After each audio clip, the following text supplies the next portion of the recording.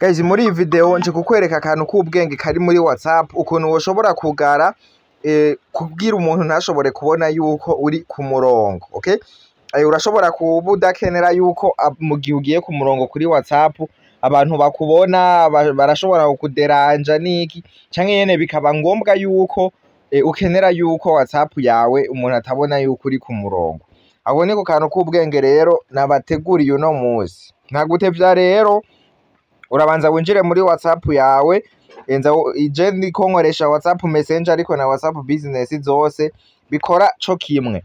Uraza winjire muri WhatsApp yawe hama uza hejuru kutu tuburungu dutatu, okay? Hama uza ahantu handitse settings, kuri settings canke parametre bivanye n'ururimi WhatsApp yawe irimo.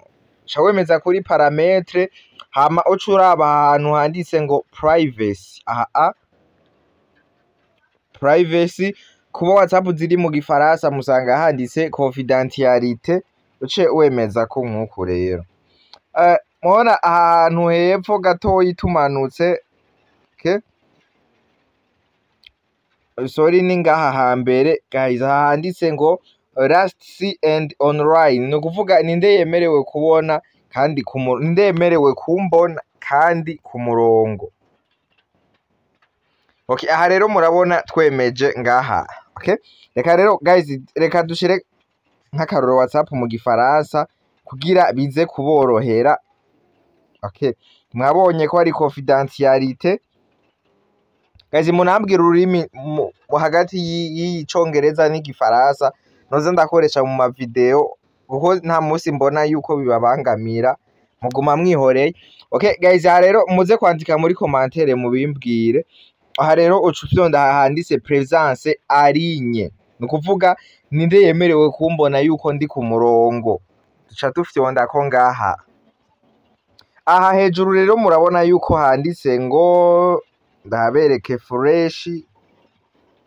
Aha hejuru handitse ngo kipevoir ma dernière présence arinye, ninde yemerewe kubona igihe mperukira ku murongo. Guys, ahantu murumva yuko harimo akantu k'ubwenge ariko naje ndabazaniye uno musi. Aha mbere handitse ngo tout le monde, nukuvuga umuntu wese afise nimero yanje arashobora kubona ko ndi ku murongo.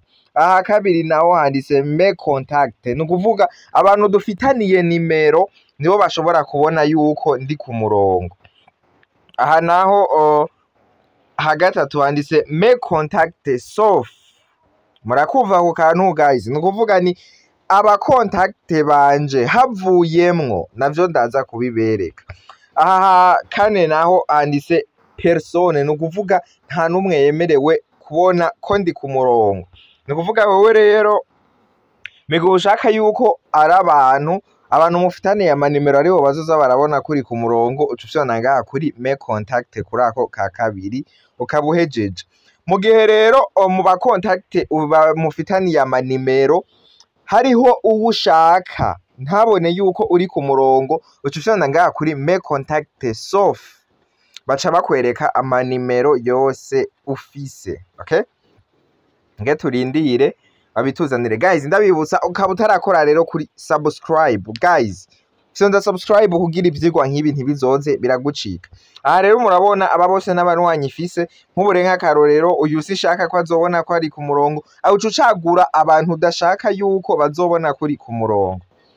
Dufate n'uyu aba sishaka yuko bazobona yuko jewe ndi ku murongo. Uhejeje kubacagura ucuza ngaha kuri aka kavi ugaca urungika tayari, ubona yuko hari abantu 7 batazobona yuko ndi ku murongo. Reka rero ndabakuremwo ninjiramwo kandi, okay? Ninjiramwo hama ndindire ndabakuremwo. Aha ni mu gihe ushaka kubikuramwo. Urabona niba abantu 7 tubikuramwo hama tugaca tuza tugashira kuri aka kavi ngaha musi. Okay guys, urabe video witonze, ndazi n'akantu k'ubwenge muraza kunshimira guys. Hama aha hepfo naho kuri persone ariho hantu rero benshi baba bakeneye guys. Mu gihe udashaka yuko hari umuntu numwe abona yuko uri ku murongo uca ufyonda ngaha kuri persone. Aha nukuvuga nta muntu n'umwe azobona yuko uri ku murongo. Akandi kantu uza ukugara mu gihe ufyonze ngaho kuri persone, ubona handitse ngo kipe voir quand je suis en ligne. Nukuvuga ninde yemerewe kubona donc kunkurikira kundaba yuko jewe ndi ku murongo. Mu gihe ucaguye ngaha kuri persone ucuza wugare naka ka identique à dernière présence en ligne, uca uza ukakemeza ko nkuku tayari rero ukaba wihereje. Guys, mubona yuko ari akantu k'ubwenge. Kare ndarindiriye commentaire zanyu, nukuvuga ubu murabona yuko hari persone. Aha nta muntu n'umwe aza kubona yuko ndi ku murongo. Aha nta muntu abona yuko ndi ku murongo guys. Aha rero murabona yuko ari akantu k'ubwenge nari nabateguriye. Guys, ico ndabasaba nukubananya mudushigikira mu gufyonda kuri subscribe canke s'abone. Guys, upartage abandi utu tuntu tw'ubwenge tubategurira. Ivyo nibaze guys ko atari ibintu vyo kubera umutwaro cane. Murabona yuko natwe tubitangira tukabaha utuntu tw'ubwenge tuba tugezweho. Okay? Mwari kumwe na jewe nyene Obama, rero ntahengeshanya kuguma ndabaha utuntu tw'ubwenge tuba tugezweho. Ufise ikibazo uca wandika muri commentaire tukaraba ko twogukorera ico gicibwa ushaka.